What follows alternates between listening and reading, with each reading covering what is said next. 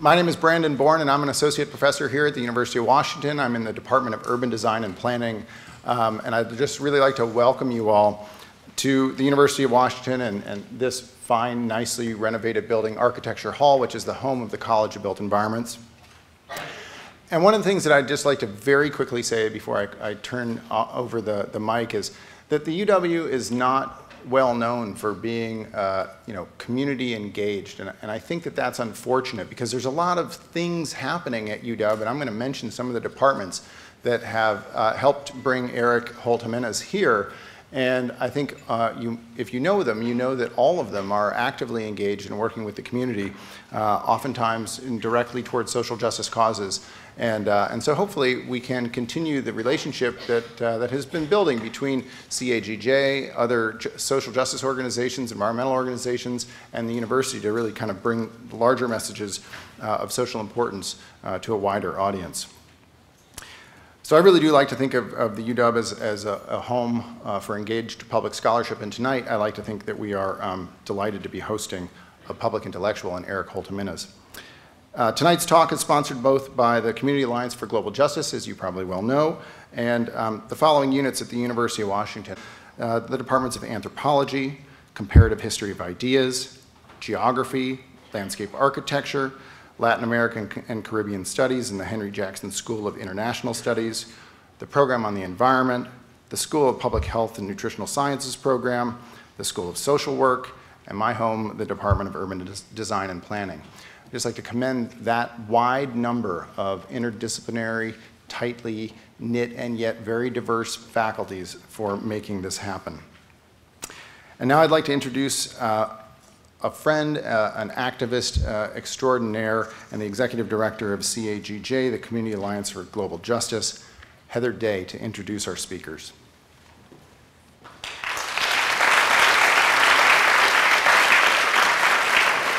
Yay, there's so many people here. I'm so excited. Good evening. Thanks so much for turning out. So for those of you who don't know Community Alliance for Global Justice, we're a member-led, Seattle-based grassroots organization that was founded by folks who helped organize a protest against the World Trade Organization in 1999. We were formed in 2001, so we've been around for a little while. And we still work on trade justice. Specifically right now, we have to do everything in our power to stop the Trans-Pacific Partnership from being passed by Congress over the next few months. We also organize for food justice through our Food Justice Project, through political education, and by working in solidarity with frontline communities. For example, we're part of the Seattle Boycott Committee, standing in solidarity, organizing weekly pickets with Familias Unidas por la Justicia, Families United for Justice, which is the independent and really historic farm worker union that formed 2 years ago near Mount Vernon, and that's getting a lot of support from the amazing organization Community to Community based in Bellingham. And our third program is AgriWatch, our campaign targeting the Bill and Melinda Gates Foundation for their role in agricultural development, so-called development, in Africa. So tonight's event evolved out of two desires. One was to recognize the significance of the 40th anniversary of Food First, who's really an essential part of the movements for food justice and food sovereignty. They're a people's think tank that provides really invaluable analysis and leadership, and we urge you to become a member. They're also a membership organization.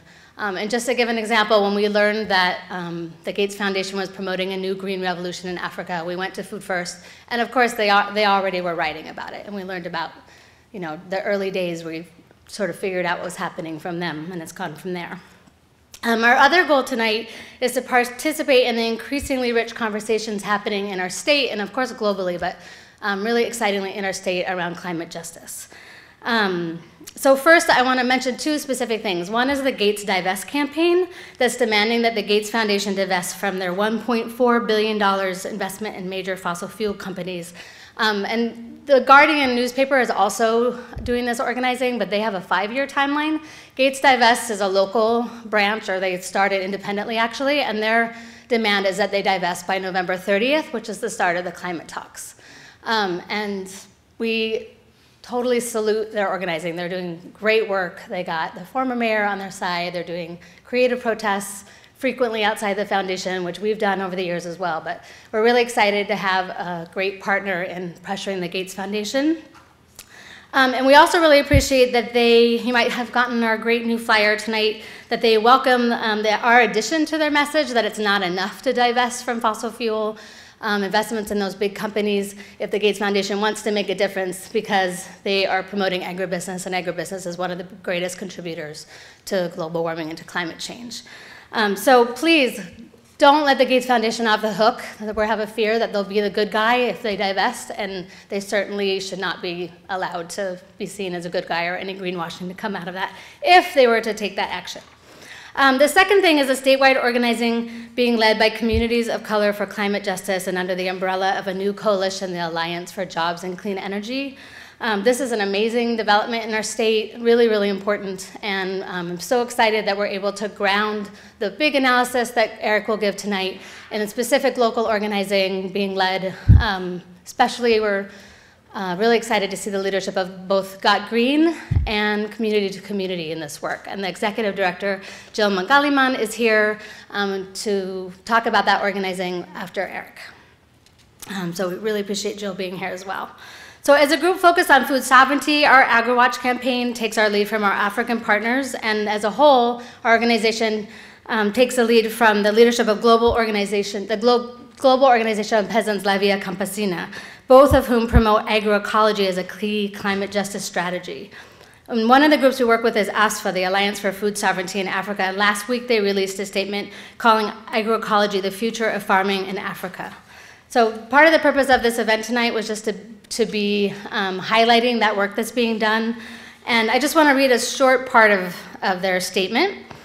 They say, in many ways, agroecology is the antithesis of current conventional, corporate-driven, monoculture-based agricultural systems, where conventional agriculture seeks to simplify, agroecology embraces complexity.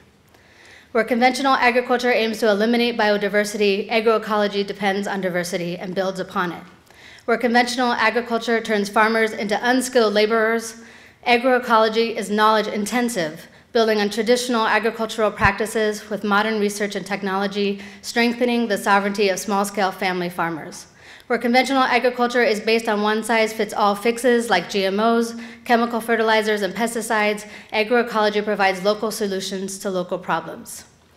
The strongest resistance to agroecology comes from the vested interests of agribusiness, fertilizer, agrochemical, and biotech companies that are, quote, claim they're feeding the world as the narrative to increase their profits from input sales. Does Africa want to take its farmers down the industrial agricultural route just because there is money on the table? This is the crucial question for policymakers across the continent. So Eric Holt-Giménez is the perfect person to help us make all these connections. He's an author, he's an organizer, he's a researcher, but most importantly for this moment in our movement building, Eric is an agroecologist. In his role as executive director of Food First, the Institute for Food and Development Policy, Eric's familiar to a Seattle audience. Last year, he moderated the panel that we organized at Town Hall during the Africa-US Food Sovereignty Strategy Summit. Another really memorable event that Brandon Bourne was also a big part of was on the 10th anniversary to the day of the WTO protests. Were any of you at that event in Gould Hall? We got 300 people that night. That was an amazing event as well. Of Basque and Puerto Rican heritage, Eric grew up milking cows and pitching hay in Point Reyes, California, where he learned that putting food on the table is hard work. After studying rural education and biology at the University of Oregon and my alma mater, Evergreen State College, Eric spent the next 25 years working in Mexico and Central America with farmers. His first book, Campesino a Campesino, Voices from Latin America's Farmer to Farmer Movement for Sustainable Agriculture, documents his involvement with the Campesino a Campesino movement. And the significance of the Farmer to Farmer movement was recognized when the Farmer to Farmer movement was awarded the Food Sovereignty Prize in 2011. He earned his PhD in environmental studies from the University of California, Santa Cruz, and has taught at many universities around the world, including UC Berkeley, UC Santa Cruz, Antioquia University in Colombia, and the International University of Gastronomy in Italy. Eric served as the Latin America Program Manager for the Bank Information Center in Washington, D.C., before becoming the Executive Director of Food First in 2006. So please join me in welcoming my friend and comrade, Eric Holt-Giménez.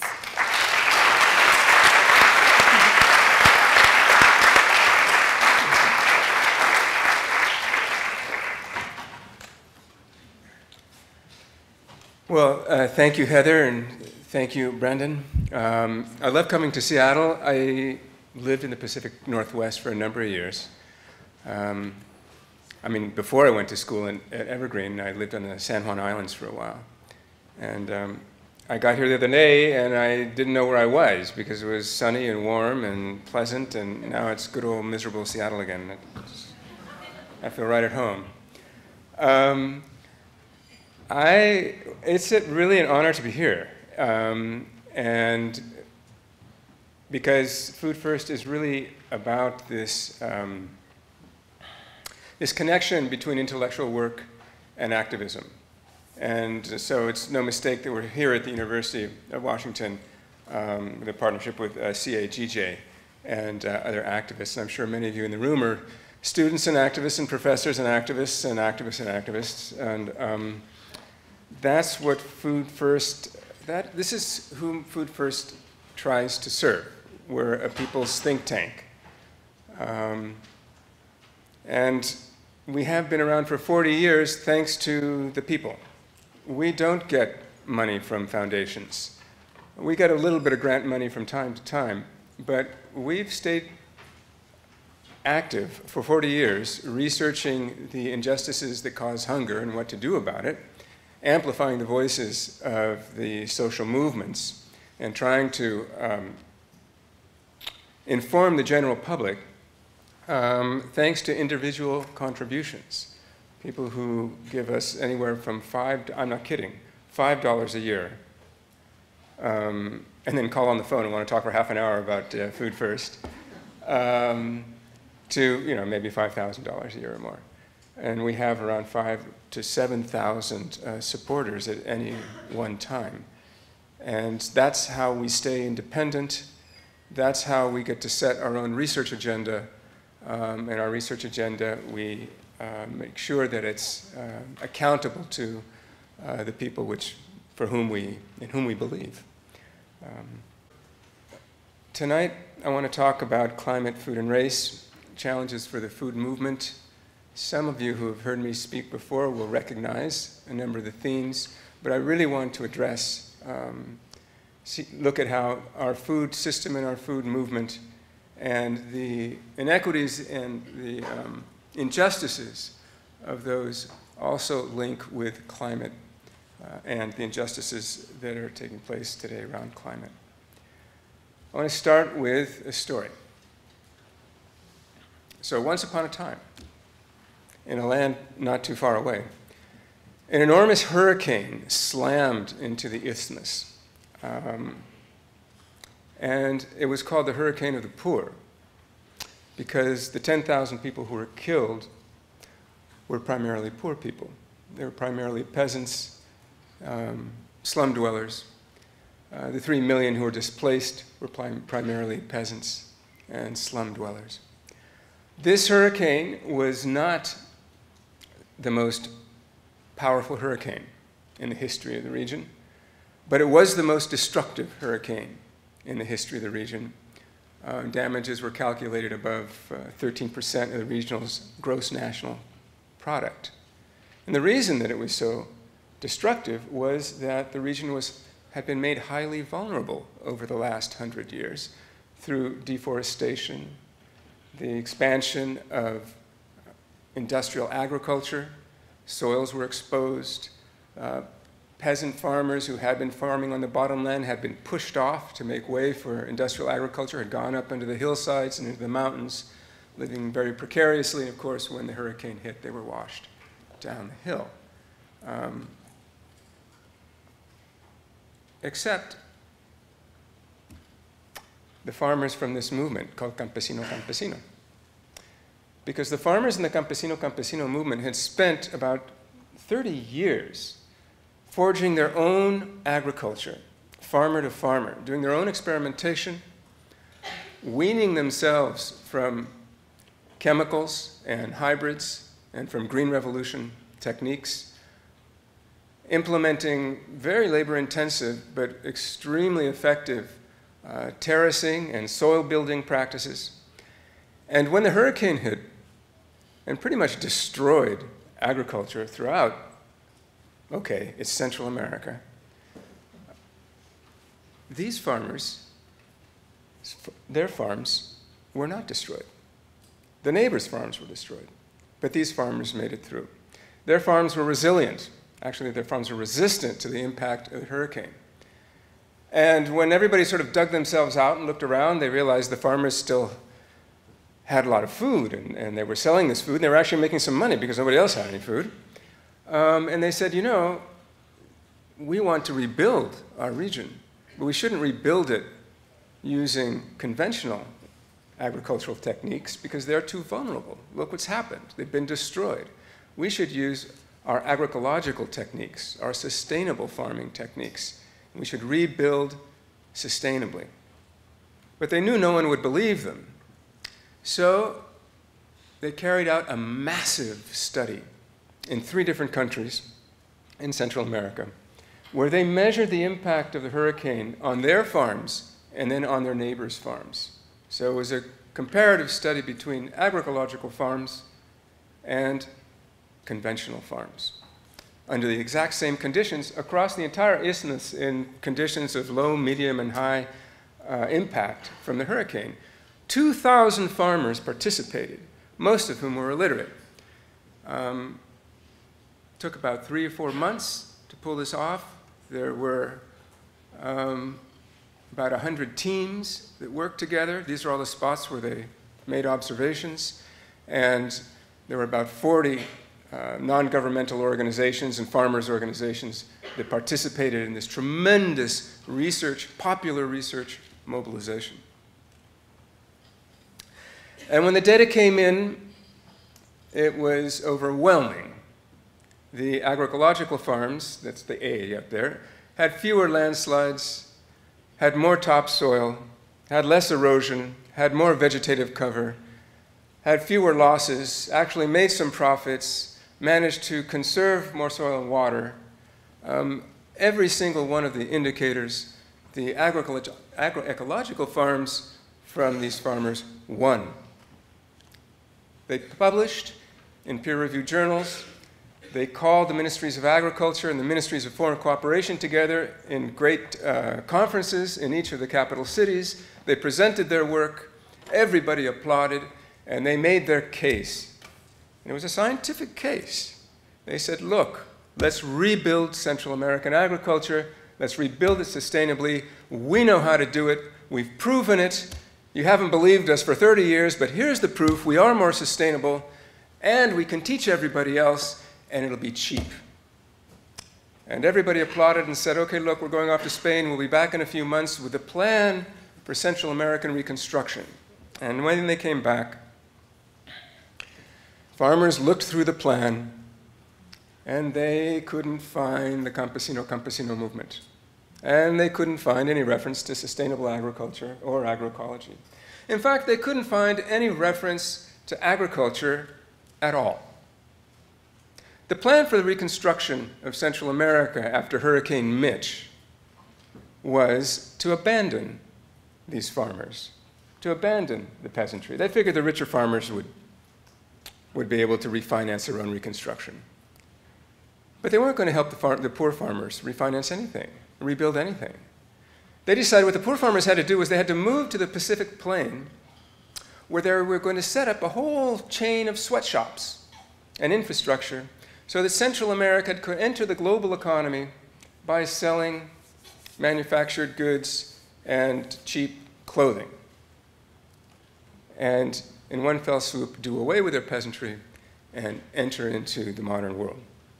I don't know what blithering idiot at the World Bank thought up this scheme, or maybe it was the Inter-American Development Bank. But whoever thought that Central America could compete with China in textiles? So the plan was a horrible flop, a complete failure. No one invested. Farmers were abandoned. They started going hungry. Then the free trade agreements hit. The price of their goods fell through the floor because of all of the corn which was being imported without any duties from overseas. They went bankrupt. And we get what were, at that time, I'm talking about 1998, 1999, 2000, what I consider to be the first climate refugees, because people start to leave en masse. The farmers from Campesino didn't leave, they stayed. However, they're producing at about 25% capacity because they've got no market, and their children have to leave because there's no future in peasant agriculture. So I wanted to tell this story because I think it's emblematic of our climate dilemma, our food dilemma, and our agricultural dilemma. And I think it's emblematic because what we find in this story is a globally underserved community of people of color who develop a visionary strategy for climate-resilient food production, which is tremendously effective. And yet there are structural decisions, and this is very important, structural decisions which are made by the institutions that control the global economy that dismiss this contribution to the public good in the name of economic development. And they take advantage of the disaster to dispossess people of their livelihoods, who then become the first climate victims. And the communities shift from a constructive socio-environmental proposals to survival strategies.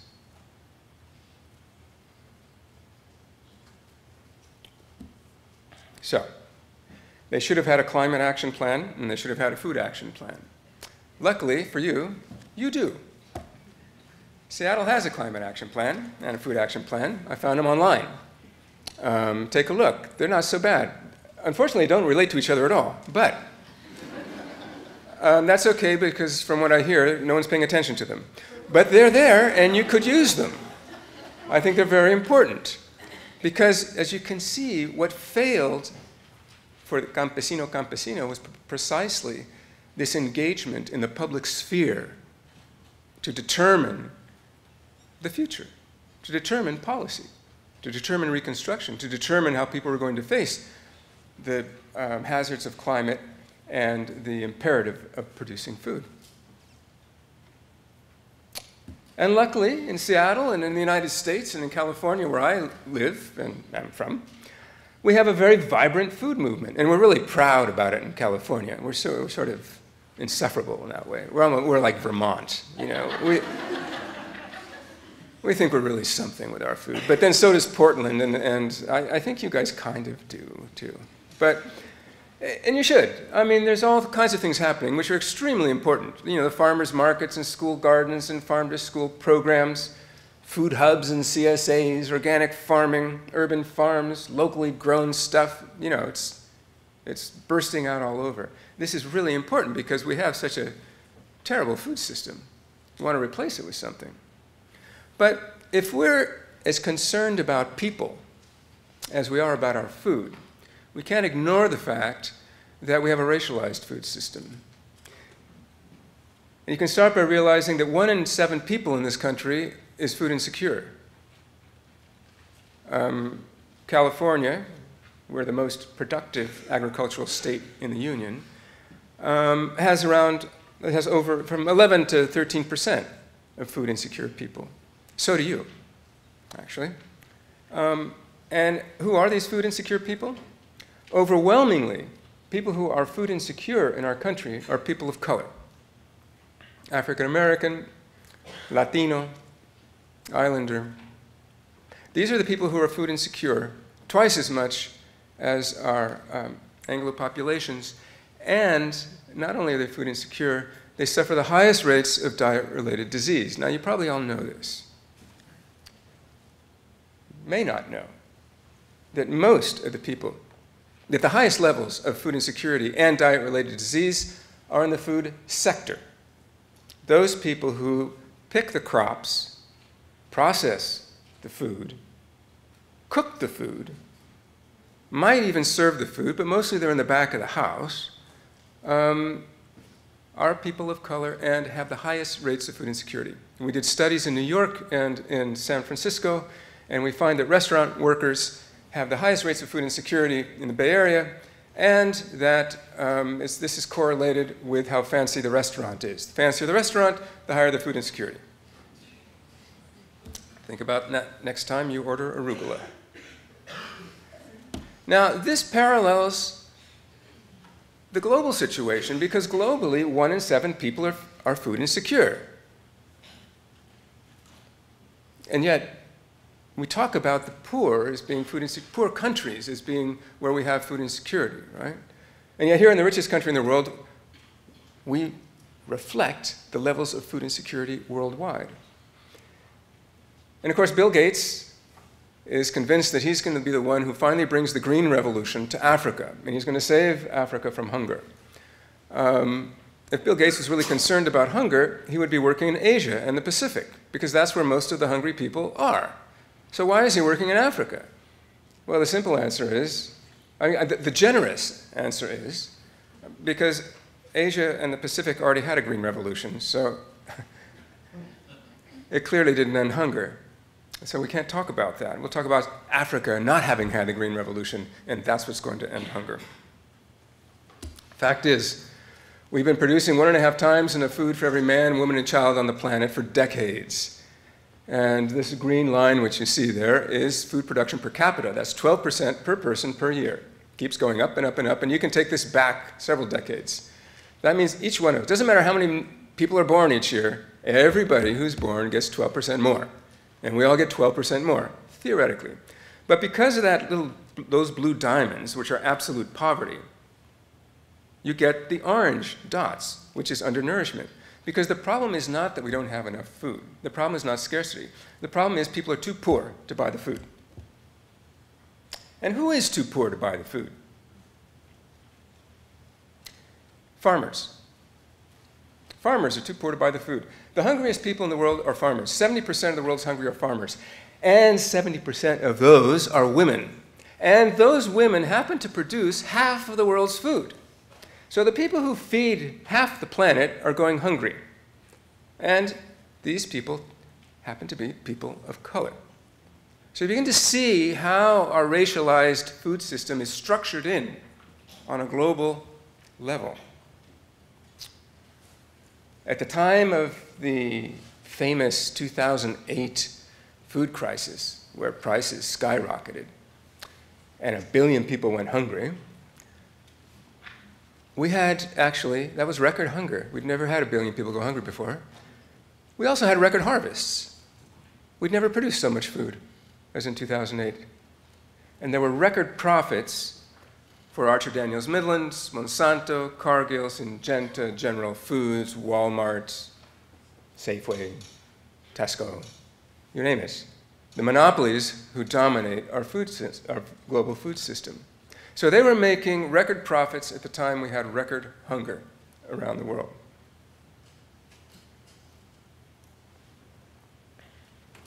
If you look at the history of the price of food, this is the food price index, you can see that it's been going down ever since the 1900s. You can also see it's very volatile, that if you have wars or if you have an oil crisis or something, they're going to spike and drop and spike and drop. But basically, this is a straight line going, this is a curved line going down, which means what?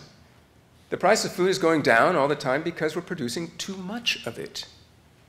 So counterintuitively, it's not scarcity that produces hunger, it's overproduction that produces hunger. And how is this? How can this be? Because it's industrial agriculture that's producing this food, ostensibly cheaply because they don't pay any of the externalities and they don't pay the labor for what it's worth. And so food is sold very cheaply, and that puts small farmers out of business or makes them extremely poor, and these are the people who go hungry.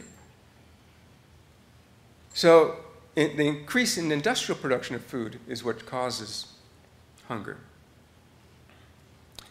You can see these are the two spikes, one in 2008, another in 2011. You can see that the red lines, these are the incidence of food riots. The second set of red lines there, that's the Arab Spring. So you got to watch out for these food riots. They can topple governments. And you can also see that when food gets above, the food price index gets above 180 or so, you pass a threshold and you enter into a state of sort of food rebellion. And you can begin to expect a lot of unrest unless you quickly solve the problem.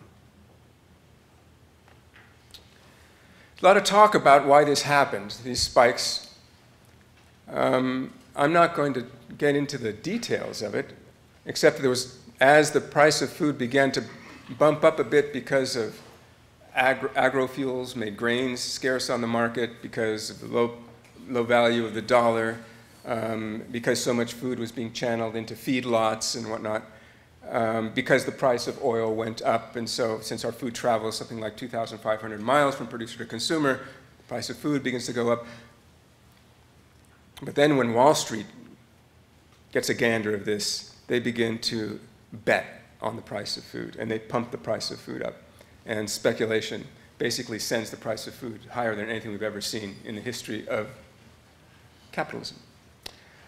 But the real reason why this is even able to happen is because we have a food regime with a very concentrated food system which is structurally vulnerable to environmental and economic shock because it's dominated by just 5 crops and just a handful of varieties. It's dependent on fossil fuels and very high external inputs, and it's controlled by the grain traders, the seed and genetic engineering companies, and most of all, the most powerful concerns in the food system are the retailers, the supermarkets. They control it at both ends. This didn't happen overnight. We're probably in our 3rd regime stage of food regimes. The first food regime was the colonial food regime, which was accomplished basically through genocide and dispossession, slavery, and indentured and bonded and coerced labor, in which the global South produces cheap food and raw materials for the industrialization of the global North. This switches around after World War II, where we have a lot of nitrates and poisons left over and a tremendous machinery capacity. And so we plow them into agriculture in the United States because our mainland was not touched by the war. And we had all kinds of money left over from the war. Wall Street did, at least. Tons of money to invest in agriculture. We begin to overproduce in this country. We send the surplus to Europe because they're rebuilding and they need the food. Pretty soon, we start sending the machines over there. We start sending the seeds over there. They start overproducing. And then the big inversion takes place. And the North begins to send food to the global South. All this time, it's been the South sending the food to the North. Now the North sends the food to the South, but the South already has food. So they have to destroy the food systems of the South. They have to convince everybody that the South is dying of hunger and needs this technology and needs this food and needs all of this Yankee know-how. But to do that, they have to destroy what's there. Otherwise, there's no room for it. This is what capitalism calls creative destruction. The food regime we're in now, the neoliberal or corporate food regime, basically came about through the structural adjustment periods of the 1980s and 90s, the gene revolution with GMOs through the 90s, and the free trade agreements up to the present day. NAFTA, CAFTA, now we've got TTIP and the European Free Trade Agreement. And the move by Wall Street and Bond Street to invest less in the real economy, in things that actually produce things, and invest in the finance economy, the finance sector. And the finance sector has an uncanny ability to squeeze wealth out of existing sectors and products and amass it elsewhere. We also see a lot of land grabs because they don't know what to do with all this money, so they're buying up all this land because you don't want to keep it in the bank because it's going to lose value. And we're in a recession, so what are you going to invest in? No one's buying anything. So invest in land. They're not making any more of it. This is paralleled by massive immigration. Out-migration from the global South into Europe, into the United States, from dispossessed agrarian communities, and the explosion of the prison industrial complex and the new Jim Crow laws. And we begin to see that the brunt of this process of the construction of food regimes falls heavily and most violently on people of color from the global South and here in communities in the North. So the results have been devastating. The South used to produce a surplus of $1 billion of food every year. Now they import $11 billion. Industrial agriculture uses up 80% of the world's fresh water and produces, depending on how you calculate it, 20 to 40% of the world's greenhouse gases. We've lost 75% of our crop diversity. And of course, massive immigration and an explosion of diet-related diseases that in the US costs us $150 billion a year. And this is paid by the public, right? This is an externality from our food system, which the private concerns don't pay, but we all pay. And certainly the families who are subject to diet-related disease, like diabetes, pay the hardest, the worst. We also see the destabilization of the climate, the frequency of severe weather events, and the increased vulnerability to environmental and economic shock of communities around the world. But I think one of the most tragic losses, strategically, is the loss of the public sphere. Because over the last 30 years, what we've seen is the privatization of everything, right down to our relationships.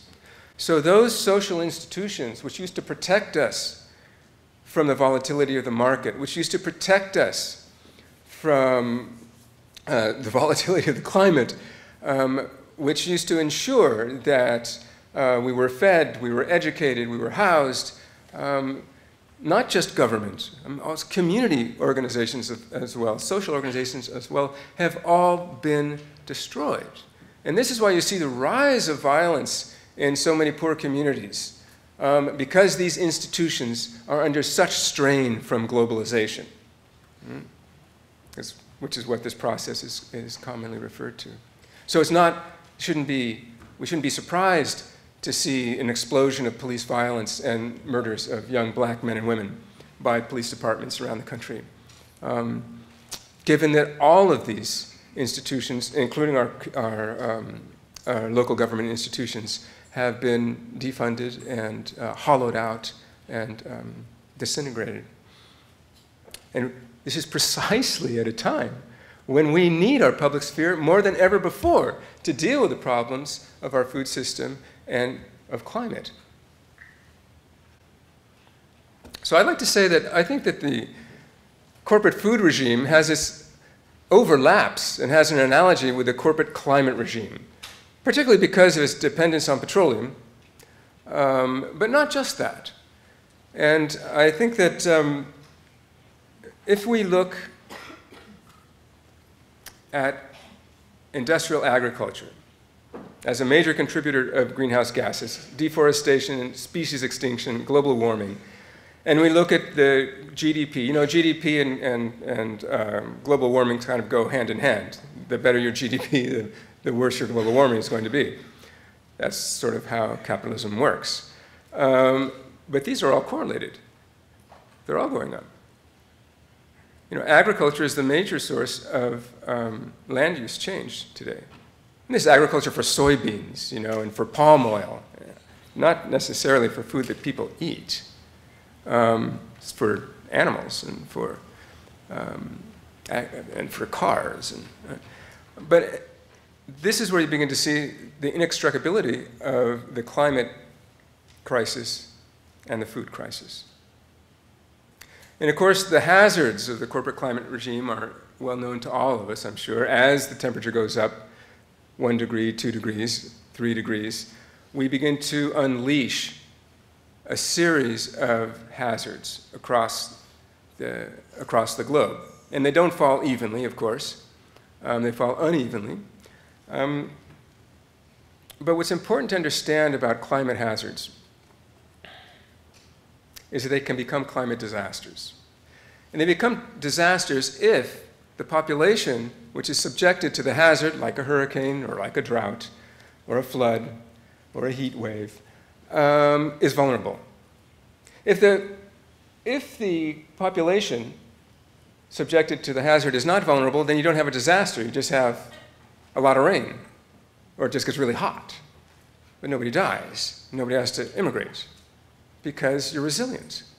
Well, that resilience isn't just biological. That resilience is social. That resilience depends on the level of poverty or hunger or the level of market power or how much land you have access to or what quality of land you have access to. So if we really want to mitigate climate disasters, we have to reduce vulnerability. To cope with climate change, there are two main strategies. One is adaptation, which means you adjust by reducing to severe climate events by reducing vulnerability to the impact. The other is mitigation, which is you reduce your greenhouse gas emissions and you try and capture some carbon so things don't get worse. But what nobody wants to talk about in Paris, or Kyoto, from Kyoto to Paris, what no one wants to talk about, Copenhagen, you name it, is remediation, which is you address the causes of greenhouse gas emissions and you address the cause of socio-environmental vulnerability. Why are people vulnerable? How can we change that? Why are we continually emitting greenhouse gases through this agricultural model? Why don't we change the model? Why haven't we been able to change this model? Why is the model itself so resilient, but in fact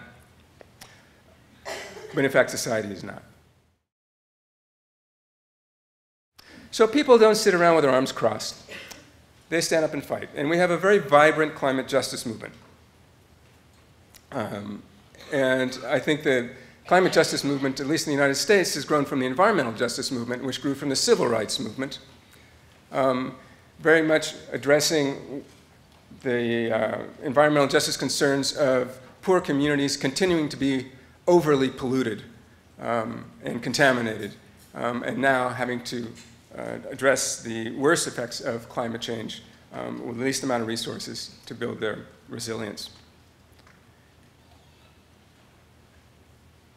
Because climate is a global issue, the climate justice movement is also global. It's not just about local, what's happening in our backyard, what's happening in our region, but in fact, how do we actually mitigate climate change? And so you have some very radical proposals from the climate justice movement to cut greenhouse gases 50% by 2020, 90% by 2050, reparations, pay for the climate debt of people who are suffering from climate change, and of course massive investments in renewables, and decommissioning these carbon markets was just another way to make money off somebody else's disasters. And incorporating human rights into the UNFCCC, incorporating human rights into the agreements around climate change. So not just about, and ensuring human rights. What human rights? Well, the right to food, the right to live in one place, the right not to migrate, series of rights. And of course, the other side of it is very practical. It's about building local living economies, ending extreme energy, bringing in green jobs, zero waste, looking at public transportation, clean community energy, regional food and water systems. You can see where a lot of these things really overlap with the local food movement. These are the types of things we need for a healthy local food movement. And the food movement, in its most radical form, is about food sovereignty. It's about democratizing the food system in favor of the poor. It's about taking back control over the food system, not just access to good food, but controlling the system itself, controlling the wealth in that system, so that the food dollar stays in the community, stays closer to the farm, isn't gobbled up by the monopolies. And it's about agroecology. It's about cooling the planet by capturing carbon through farming, not emitting greenhouse gas emissions, capturing them, and establishing a sanctuary of GMO-free agrobiodiversity. Because when GMOs crash, and they've already started to crash, where are we going to get the new genetic material? Not from the seed banks. And here we have the food justice movement, which is really a movement of movements. If the food sovereignty movement is very international in scope, very structural in its focus, the food justice movement is based on the civil rights movement, based on equity, based on economic justice, environmental justice, has many different roots. So, if you don't remember anything else from what I said tonight, because I've covered a lot of ground, remember that we have a capitalist food regime. It's no other kind. It's not socialist, it's not anarchist, it's not social democrat, it's a capitalist food regime. Okay. Thank you, Occupy. I can now say capitalism out loud and not be laughed off the stage. Capitalism, we know some things about. It always goes through two periods. It goes through a period of liberalization and a period of reform. We're in a period of liberalization right now. They liberalize the market. Everything is privatized, and you get tremendous concentrations of wealth. Last time this happened was in the roaring 20s. But if liberalization was able to continue indefinitely, it would destroy the social and the material basis of capitalism itself. So usually you get reforms come in. And you get a reformist period, like the New Deal. But these only come in if you have a strong social movement which ushers them in. Roosevelt would not have been able to bring in the New Deal had it not been for the fact that everybody was taken to the streets. We had powerful labor unions. We had powerful political parties. It looked like capitalism was going to fall in the US. It looked like the government could fall. And then it came to the negotiating table, and they introduced reforms. So where we are today, and I think this is historically really very promising, because I know I've probably depressed you, but if we look historically at capitalism, and we look at the corporate food and climate regime, we see that it's made up of neoliberal and reformist trends, but the neoliberals are really the ones who are powerful. The reformists are pretty weak. But our counter movement are the food and climate movements, the food justice movement, which is very progressive, and the food sovereignty movement, which is very radical. The food justice movement is getting it done in the hood, right? And the food sovereignty movement is really political. Okay, let's take agriculture out of the WTO. In fact, let's abolish the WTO. Let's change the rules, let's change the institutions.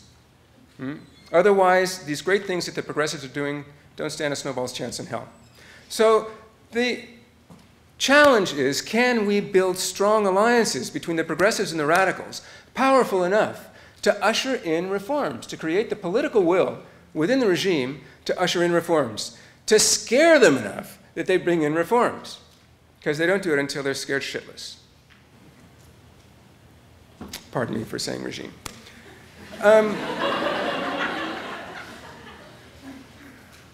This is an historical project. And unfortunately, we don't have a lot of experience doing this. And there are a lot of obstacles to this. It's very hard to do. Otherwise, we would have already done it. We need to build a transformational movement. I would say it is in construction, but we are identifying some very important obstacles. One is, we have all these diverse movements. How are we going to bring them together? How are we going to converge in all of our diversity? We don't have a plan for doing that. Political parties don't seem to work anymore. The unions don't work the same way they worked before.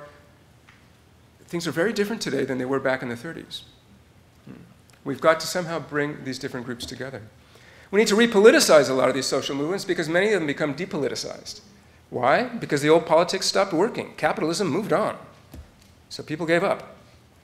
Can't give up.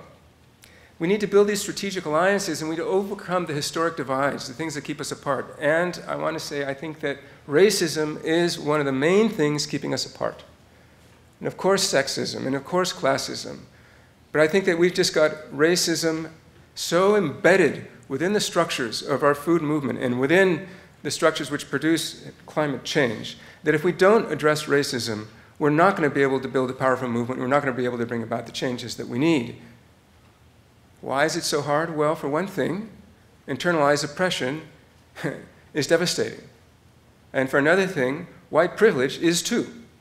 And we need to figure out ways to address both of these things. Because if there's anybody who can lead these alliances, it's those people who have no other options. It's those people who are most negatively impacted by the food and climate regimes. It's the people of color of this world. And so that's the leadership that we have to develop. And to do that, those of us who are white need to address our white privilege. And as a man of mixed heritage, I can say those of us who are people of color need to address our internalized oppression. And this isn't easy to do because it's extremely painful and traumatic. I mean, genocide, that was pretty traumatic. Dispossession, that's pretty traumatic. Indentured slavery, indentured service, that's pretty traumatic. Luckily, we do know how to deal with trauma. And I would refer us to many of the indigenous communities in this country who have been dealing with trauma for quite some time, the trauma of genocide and dispossession for quite some time, and know a lot about it. Now, they're not the only ones, but we have to find a way to bring this into the food movement. Because not only do we have to dismantle racism in the food system, we have to dismantle racism in the food movement itself, which means we have to dismantle racism in our organizations and within ourselves. So this is a massive and unavoidable project. The tools are there to do it. We need the will. And I would say we need a vision. I think we can do this if we envision a world, and if we envision a food system in which our food workers are food secure, in which farm workers get living wages and have decent working conditions for dignified livelihoods, and when women are recognized as producing half of the world's food, and a food system in which Black lives matter. Thank you.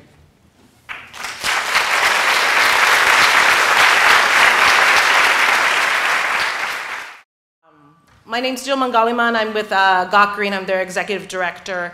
I just have all sorts of feels listening to Eric's presentation, and I'm also sitting with it right now. I do have the honor here today to represent the Communities of Color for Climate Justice Coalition, and also to talk about the work that's happening locally. Who in this room has heard of CAGJ UW? Raise your hand. Yes. Oh, that makes me so happy. Thank you. So for folks who haven't heard of us before, we were founded in 2008. We are a people of color-led grassroots community organization based out of Southeast Seattle. We believe that the green economy, and by green economy we define it as access to healthy foods, local green jobs, access to healthy and green housing, and also a reliable, affordable public transit benefit communities of color and low-income communities. And just a little side note, before I got involved with CAGJ UW in 2009, I didn't really think about the environment. I was really inspired and learned a lot through, I got a gig doing weatherization of all things, installing, like low flow shower heads with CAGJ UW during one of the early pilot projects, and really started to see like how it impacted my community. And so the joke is that I didn't consider myself an environmentalist, and I am sure a lot of young folks don't really name themselves that until they see the connections themselves, until they build that relationship with their community and with others. And so really what we do is community organizing and building relationships and building the power of our community. And it's a place I call my home. And that's what the environment has meant to me, learning and growing with this group, that this is our home and that we're gonna defend it no matter what. So something that happened recently, we did a showing of Trouble the Water on August 29th. It's the 10th anniversary of Hurricane Katrina. And probably, I believe, and this is my understanding, it's the largest displacement of Black folks in our country. And also, we saw, in most recent times, what a climate chaos and climate disaster would look like in the US, and also saw the displacement, saw the abandonment of poor communities, mostly Black communities, and also the racial bias that occurred following with the media and with law enforcement. And so we saw a lot of violence that occurred from that. And after we watched this film, and it was interesting, we were at Hillman City Collaboratory, there was a storm outside, and people just afterwards stuck around for a discussion. We started, there was about 80 of us crammed into the Hillman Collaboratory. If you've been there, it's a really small space, and people wanted to stay and talk about climate preparedness, what would that look like in Seattle? It felt like those conversations hadn't been had, and really were moved by the bravery and the response that the communities from what they learned in that documentary. It was really the communities who responded first in the neighborhood, in the Ninth Ward, in the neighborhoods that were abandoned. And then most recently, during the summer, we've seen the worst drought and also the worst wildfires in our state, on the east side of our state. This is a family who's lost their homes in Colville, Washington. From what we know, hundreds of folks in rural areas and also Native communities lost their homes, and some firefighters lost their lives. But also the air from these wildfires also blew westward towards the cities, towards Bellingham, towards Seattle and Portland. And people with respiratory problems had aggravation. I don't know if you remember, I definitely went outside and got burning eyes and really felt really sick. But also knowing that our communities didn't know what to do. My friend sent me information about what to do about the air and stay indoors, but it wasn't something that was widely accessible for folks. And just to also drive home that there are already existing environmental racism in our communities. If you look at a map in Seattle, that the South End actually has dirtier air than the North End, where a lot more of the highways and the airports and the industry are located in the South neighborhoods. According to the Puget Sound I always forget acronyms and names of organizations, but they measure the air quality in our area. The Puget Sound folks said that consider South Seattle as one of the most dirtiest, has the most toxic air in the country. And just to reiterate that, again, you can see our city north and south, just as you can look at the world, the global north has much more resources and much more access to healthier conditions. And then you see the global south as well as the south of our city, struggling with access to the resources and access to healthier conditions. And in Rainier Beach also, as a result of that, this is another example of the cumulative effects of being exposed to these unhealthy conditions, economic instability, as well as polluted sites, that it impacts our health. And so looking at how people who live in the south of Seattle also have higher rates of health issues such as cancer, diabetes. And also that it's not just because they don't have it kind of goes hand in hand, as far as access to resources, but also access to where you can live. And so those sites have more unhealthier buildings, cramped spaces, located next to polluted sites. And as our city is also changing, we are also seeing the rise of the cost of living in our city. And what we've been hearing a lot from our community members, when we ask them what are your priorities, it is about access to where you can live. And so displacement is on the minds of a lot of our community members as the cost of living in Seattle rises, but also going hand in hand with the cost of living that will occur with climate change. We know that the cost of energy, the cost of food, cost of water will go up as well. And so those same communities who are struggling right now to live in this city will also struggle further, and these conditions will be exacerbated. Just to note that, as again, as resources are getting more, are impacted by climate, that it will make worse. And so just as Eric was saying, people are struggling to be food secure, the cost of food will even go up further. And so all of this, these conditions are, on the daily, felt by communities of color, low-income communities. It's also where the solutions lay, those people who are living and breathing those conditions themselves. And so organizations like Community to Community Got Green, who engage with these folks, are led by the people who are directly impacted, also hold those know what they need to thrive and survive. And so something that we're often doing is, again, having these conversations on the ground, coming up with a solution ourselves, imagining a new economy that puts people over profit and also puts the health of the earth over the health of business as usual. And so some of the things that we've been doing has been community-based research in order to identify the priorities, that what is the work that we are to do, what are we going to organize for. We often have discussions with people out in the streets. We go to bus stops, we go to community presentations, we go to grocery stores and ask people who may or may not stop, but we often ask them things like, what is your priority? What do you think about this?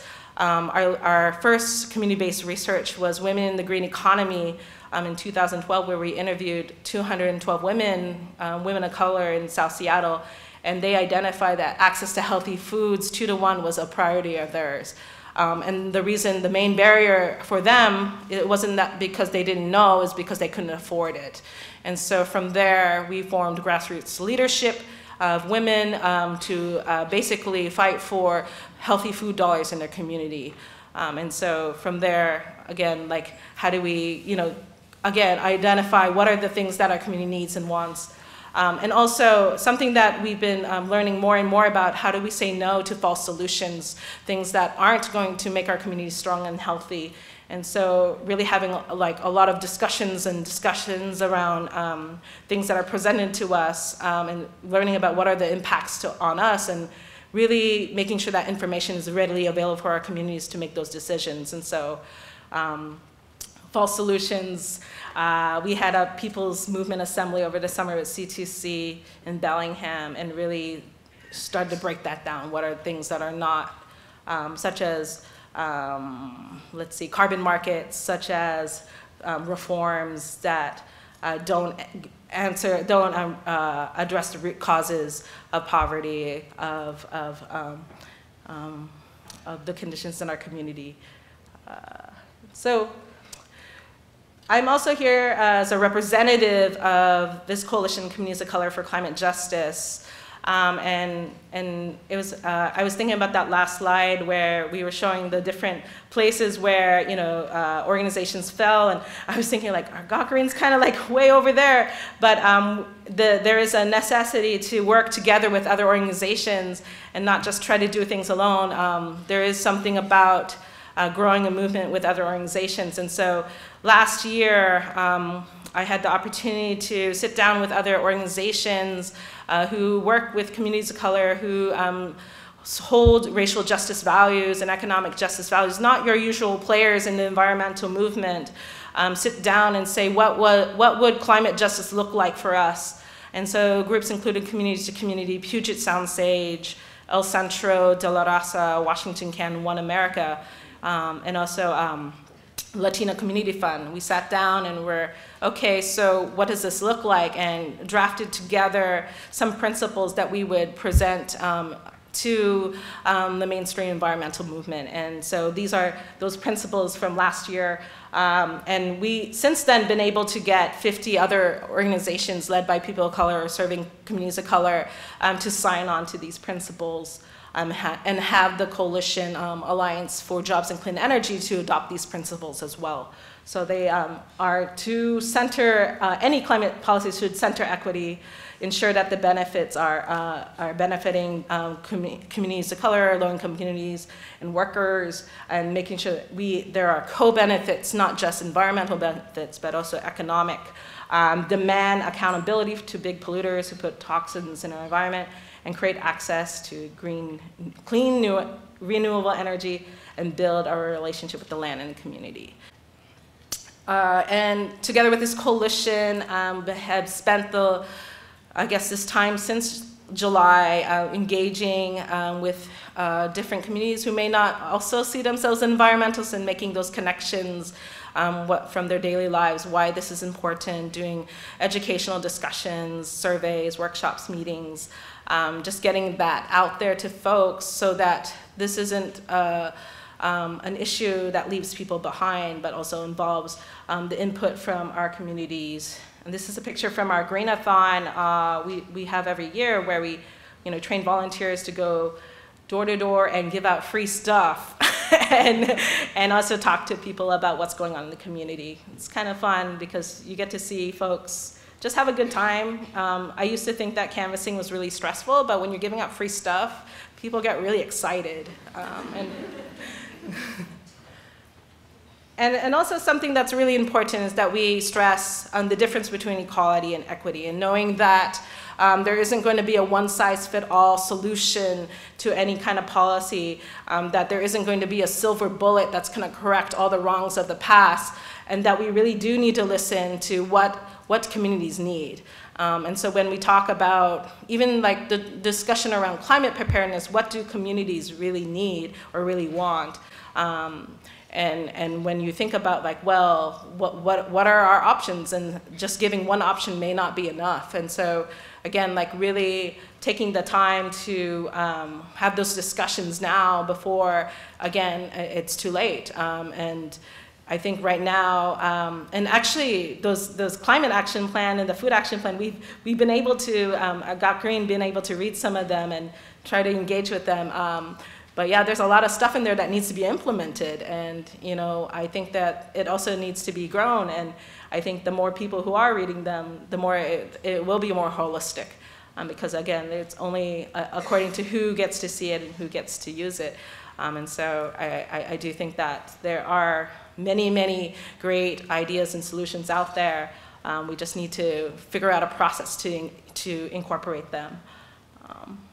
And so that kind of brings us back to the reason why we need to take equity into account. There are communities who are not starting on the same page as others, definitely due to historical racism, sexism, and colonialism. These communities, communities of color, Native communities, women, youth are often facing a lot of barriers to being able to have what they need to be their whole selves. And so really addressing that and addressing their needs. And like I said earlier, the top priority that we've been hearing from our communities is displacement.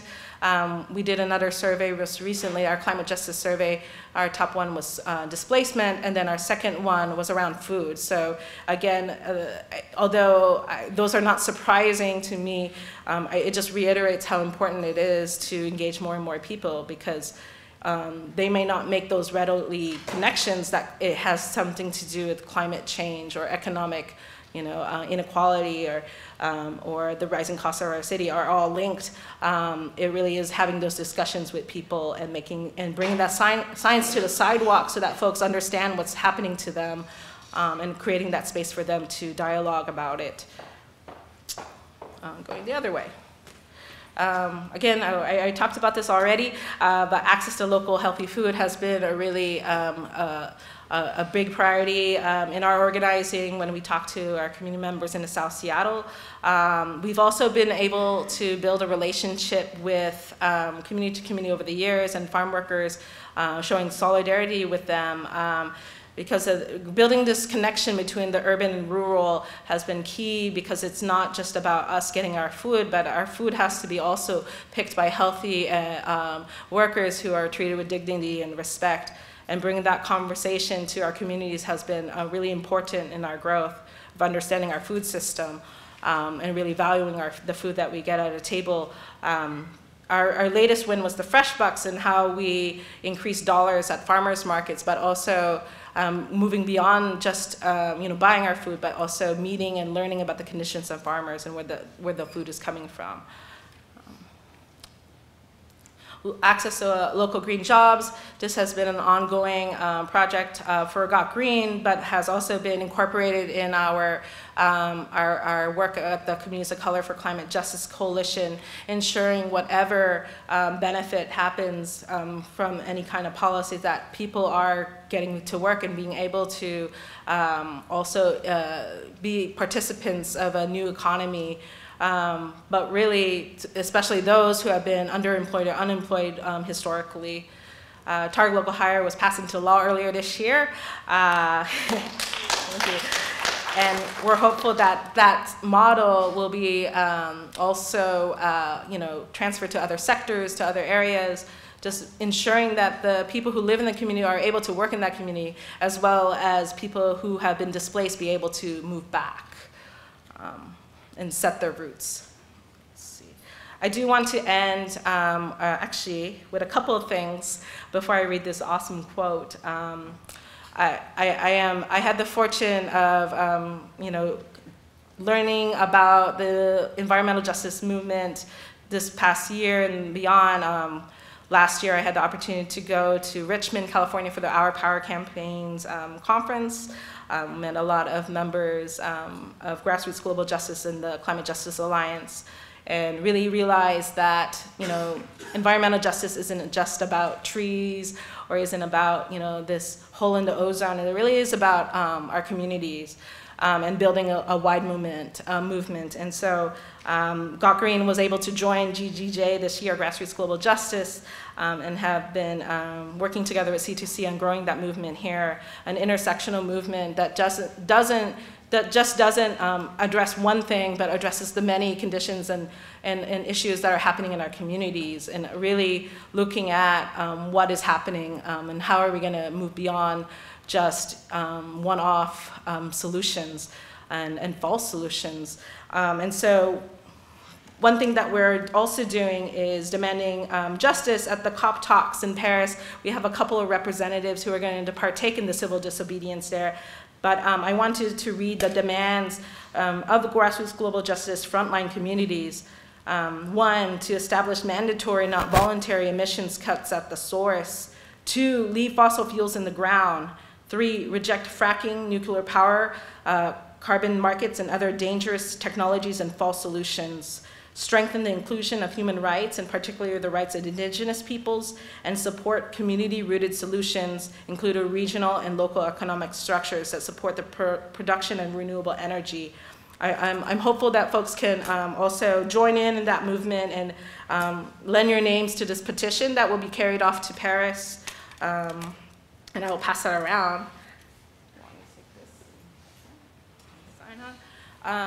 But yes, I wanted to end with this quote. It's something that our Young Leaders Committee brought to me. And Damu Smith is one of the original, one of the folks who were involved with the People of Color Council in 1991 who drafted the environmental justice principles. And at Got Green, we studied that a lot. And I can send out the link if people are interested. There are 18 principles. But this is something that we really hold when we're doing this work. It is not just one issue. It's really about how do we work at the intersections and really draw those connections. And so I'll read this quote. Those of us involved with the environmental justice movement have a different take on what it means to be an environmentalist. We view our struggle for environmental justice as being organically linked to all struggles for justice, against poverty, against homelessness, against police brutality, racial violence, and racial profiling, against the prison industry. If we don't have political justice, if we don't have racial justice, if we don't have economic justice, we cannot achieve environmental justice. Thank you.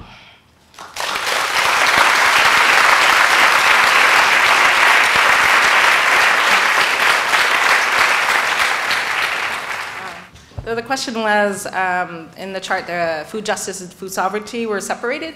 What are our opinions on that, and how do we see them coming together? Is that right? Yeah. For Got Green, we are looking at how do we, at first address it. It's kind of a balancing act, right? I want to say, like, we're, as the Black Panther saying goes, we're survival pending revolution. And so I think for where we're at right now in our evolution is that we want to be able to, yes, get food on our tables, and so have been focused on how do we increase food dollars, but then also learning about other ways that we can, alternative methods to move away from that kind of economy of consumption. And so right now, how do we buy more food at the farmers markets? And also learning about worker cooperatives and community gardening and urban and closed loop systems. And so one of our alliance partners, Cooperative Jackson, is really involved with that. And so they came here and was teaching us about it. And also we have learned a lot from community to community up in Bellingham about what that looks like. And so I think the possibilities are endless. But at the end of the day, we also have to meet the needs of our communities here and now as well.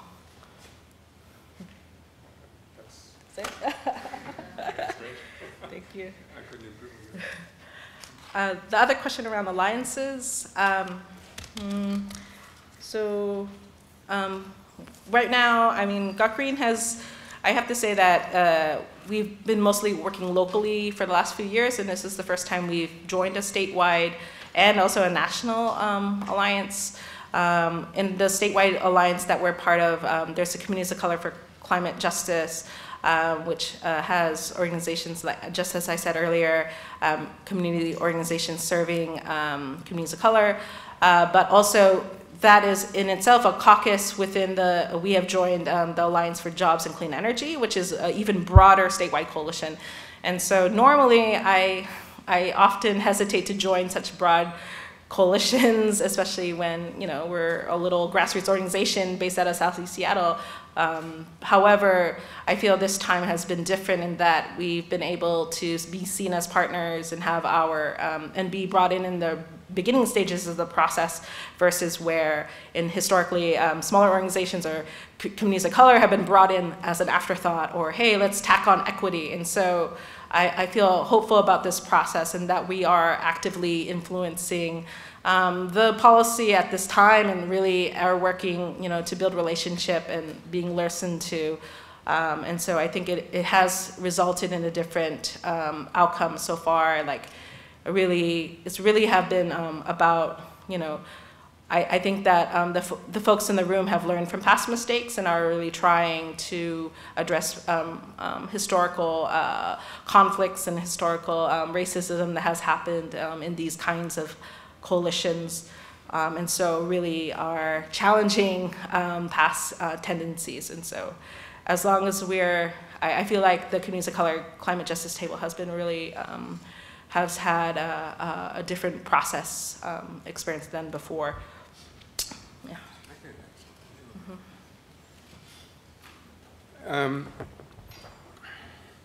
Well, you know, the food justice movement or the local food movement oftentimes is about, you know, gardens and getting healthy foods into local communities, very often situated in underserved communities and communities of color, and just the difficulties about diet, you know, and diet-related disease and how to improve diet by taking hold of production. But what we found is that it's really important to build alliances with food workers between communities, organizations which are based in community, and organizations which are labor-based within the food system. So building alliances with restaurant workers, for example, or alliances with the workers of Walmart, or for raising minimum wages at fast food restaurants, alliances with ROC, the Restaurant Opportunities Center. I mean, let's face it, I don't see how we're going to transform the food system if we don't do something about Walmart. And I don't think you can do anything about Walmart unless you work with the workers, because Walmart is the largest employer in the world. And many of those workers are very poor and are forced to eat lousy food and suffer from diet-related disease, and as well as, you know, wage theft and everything else. So it seems to me that's a very natural alliance that is being built, and a very important one. Another strategic alliance, I think we have to distinguish between strategic and tactical alliances. Another strategic alliance is between Via Campesina and the World March of Women. Because Via Campesina said, well, we can't have women produce half our food. We can't have food sovereignty unless there is an end to all violence against women. So an end to all violence against women is our platform for food sovereignty. And they came to this in dialogue with the World March of Women, who said, you know, we can't have justice for women unless we have food sovereignty, because women produce most of the world's food. So you can see it was a very deep structural alliance and strategic alliance where it has tremendous implications for Via Campesina as a federation and how they make decisions and how, you know, what campaigns they decide to do, how they decide to structure their leadership and these types of things. So those are the strategic alliances, I think, that we need to pursue.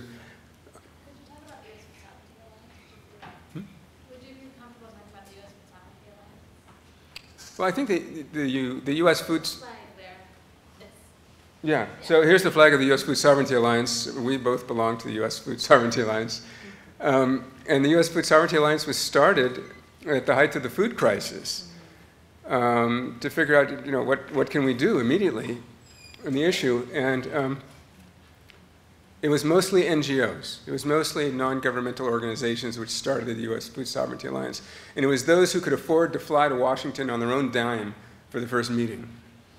And that was good because it got things going, but it was bad because it determined the demographic of the group. You can imagine, it was a fairly privileged group and almost all white. And since that time, the Food Sovereignty Alliance has taken very strong steps to ally itself with specific community struggles of peoples of color. In other words, not expecting people of color to come into the alliance, but rather going to communities and asking, what can we do? How can we help? How can we mobilize? And slowly but surely, the Food Sovereignty Alliance has begun to take on a different form of leadership. And so, for example, now, at first there was only one Food Sovereignty Prize. And it always went to someone who was international. First one went to Via Campesina, you know, because they're so radical, right? And this is the Food Sovereignty Prize. It's supposed to be radical.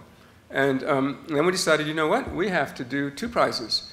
We have to do a national prize, and we have to do an international prize. And the national prize almost inevitably goes to some food justice organization. This year, for example, it went to the Federation of Southern Cooperatives, and to OFRANEF, which is an indigenous Honduran group from the Atlantic coast in Honduras.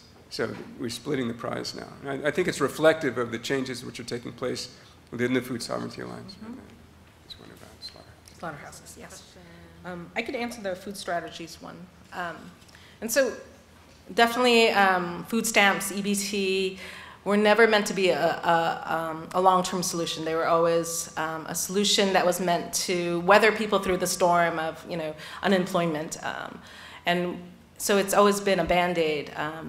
However, so it goes back to this defending and also building concept that we have in Got Green. A lot of our members rely on our low income and rely on EBT. Knowing that EBT is not sustainable, we definitely are, you know, fight for those food dollars, but also address other issues related to economic instability. And so that's why we always pair off our work and relate the work around food insecurity with also job access and access to housing. Because if families are secure in their households and have living wages and also are much more whole, then they can also access food. So it is kind of like a piece of the pie. Also starting to have more and more conversations about localized food systems. Really, how do we support not just local farmers, but also local businesses who provide food and keep those dollars within the community.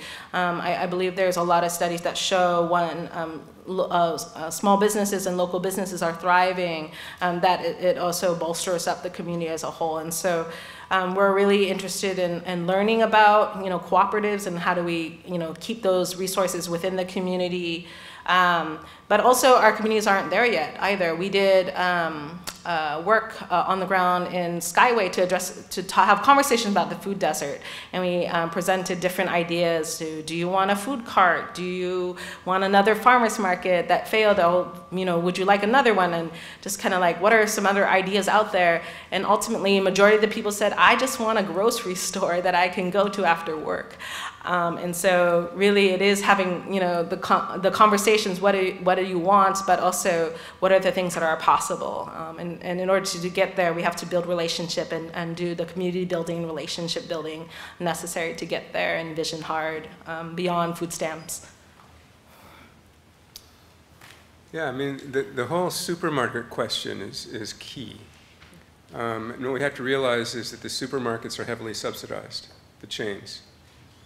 So when a Walmart comes in, usually wherever they go in has to cough up at least a couple of $1 million, particularly because the wages are so low that most Walmart workers have to get food stamps, have to get EBT, they rely on public assistance in one way or another. So the public pays, and this has been calculated in different studies, how much it really costs society to put in a Walmart in your neighborhood. It costs a lot of money.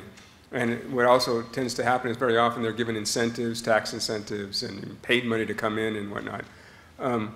So first of all, we need to stop doing that. And then second, don't let them in. I mean, just don't let them in. There are many other models for food provisioning and grocery provisioning that can be used in particularly in underserved communities. In Oakland, we're working on a model that the People's Community Market is a model which is fairly small compared to a Walmart, like a large grocery store. But the grocery store also has a whole range of community services and is a center point for community discussion, for childcare, for youth activities. It's a very vibrant part of the community. The difficulty now is that land has become so expensive in Oakland that it's necessary for the government to step in and subsidize the acquisition of this land. You kind of need the three legs of the stool. You need the public to step in, you need the government, and you need the private sector, and they all have to be there. And the question is, who has the power in that? And we think that the public should have the power in that. So I think that we can go a long way to changing the supermarket model, and there are many allies there, including farmers, who are getting gouged by the supermarkets, particularly Walmart, and the workers. I will share that Walmart was interested in moving into Skyway. And when we had a meeting with the community groups and community members about it, and they were like, oh, hell no. So I do think that, again, like the work that people are doing against Walmart and really highlighting their inhumane conditions and what they're doing to our communities reaches people and has been effective in deterring some folks from allowing them to come in. So the industrial meat complex is also subsidized. It's subsidized environmentally, and it's subsidized directly by the state and by our tax dollars. So if, for example, we would stop subsidizing the production of soybean, you would kick the legs out from under the industry overnight. If we started charging large soybean plantations for the amount of nitrates they produce, for the amount of methane they produce, for the amount of greenhouse gases they produce, they would become uncompetitive. And if we paid the true price of petroleum for the transport of all these goods, they'd be knocked right out of the market. So, these large CAFOs, and if they had to pay for the contamination they do in terms of the manure contamination and whatnot, they wouldn't be competitive. So basically you have to internalize the externalities, make them pay, and then these are people who all they talk about is the free market. The free market would kick them right out. Yes, there's a question. Do we have enough? The question is, how do you bring the issues of food sovereignty and climate together? I agree. When we saw that the climate action plan and the food action plan were separated, I agree with you. It shouldn't be that way. It has to include the people who are, again, doing work on food sovereignty and doing work on food justice in those spaces where they're talking about climate justice. I do think that people who are working on food issues are talking about climate, though, because it's one of the things impacting food security. And so it really is having these conversations and putting them together. Earlier when I was saying that we were doing a survey on climate justice, people ranked rising costs of food their second major concern about that. And so people's relationship to providing healthy food and feeding their families is key. And it resonates more than talking about the ice caps melting or polar bears sinking. Unfortunately, there's a running joke that I don't care about polar bears, but I do. But I also care about my community. And so I think that it really is about listening to our communities and where they're at, and drawing those connections, and really building an intersectional movement. Because some people may say that their biggest concern is about immigration and climate refugees. And so how do we also talk about how that's also related to all these different factors? And it isn't going to just be one issue. I think the days of being siloed into different single issue campaigns is no longer. We can't look at things one at a time anymore. We have to look at these very complex issues together, and come up with very complex solutions as well.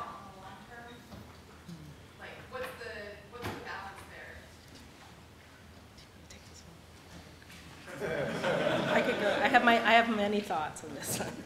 I actually want to hear what you say. Well, first of all, is realizing that the carbon markets aren't going to get us anywhere. So it's not a midterm solution, because it's not a solution at all.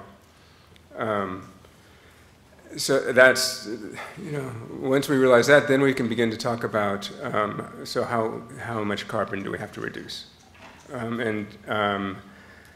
In terms of political viability, I mean, if something is politically viable but doesn't work, I mean, how viable is it really?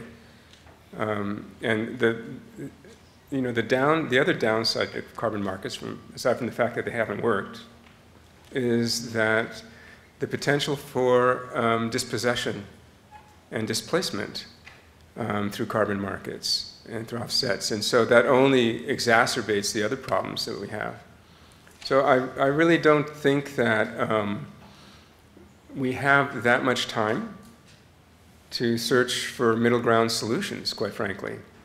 And the levels of reductions which are being discussed officially in the COP meetings and in Paris are so meaningless as to be, criminal. And that's exactly why you have mass mobilizations protesting this type of framing.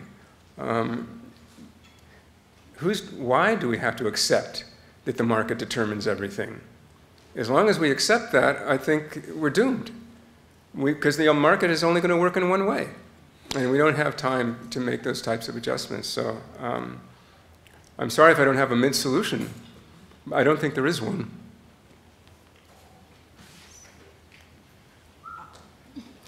I want to clap at that.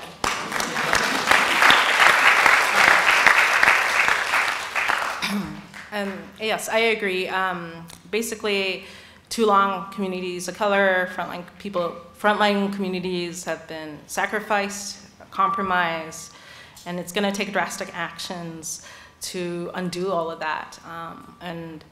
The same mess that was created by the market, by this capitalist economy that again favors profit over people, are not going to create the solutions we need. And so really it is looking to the communities who have survived for so long, have been resisted for so long, and those are the solutions that we can see how to get out of this mess.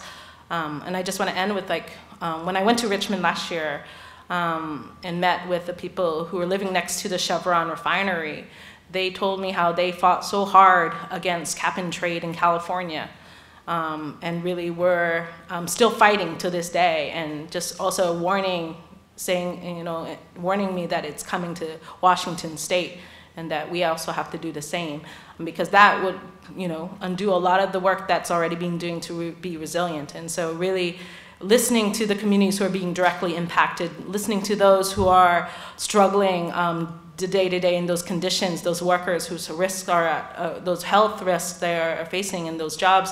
We need to create a just transition for them to get out of those economy jobs, those dirty jobs.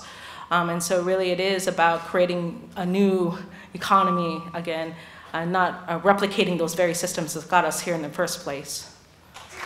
Join me in giving both of these amazing organizers a big hand of appreciation.